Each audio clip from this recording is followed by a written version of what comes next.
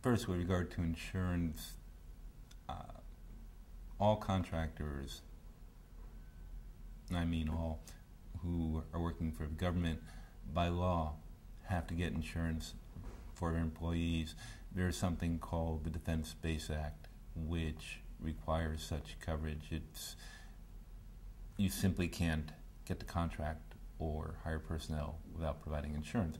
Now, that being said, this has become one of the sort of prominent, if not really well recognized publicly, issues of contractors working in Iraq, because the premiums for getting such insurance have skyrocketed since the United States invaded Iraq after major combat operations were over and the insurgency began to gain strength. This is what has made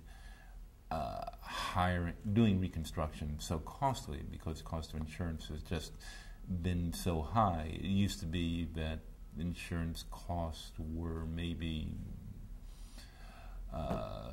10 or so % added on to the overall cost of the contract. Now it's in excess of 25%.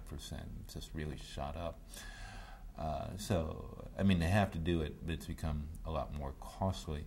Now, with regard to what are the responsibilities of a contractor in terms of their employees getting hurt, getting killed, getting wounded, most of what's happened thus far is that if their employees get killed or wounded, they pay the benefits, and that's that. You know, it's required under law. There's no argument about it.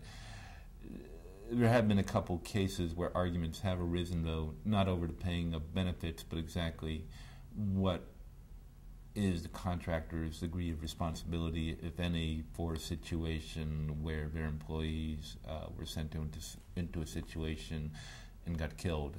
The case in point, of course, is what happened to Blackwater's employees in 2004 when they were ambushed in Fallujah, and 2 of them were strung up rather hideously on the bridge by Fallujah. Now, relatives of those who were killed have filed lawsuits.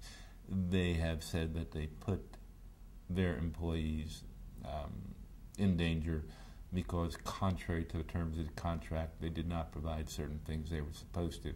They were supposed to have 3 instead of 2 vehicles in the convoy. They were supposed to have a tail gunner in one of the vehicles. They didn't, etc.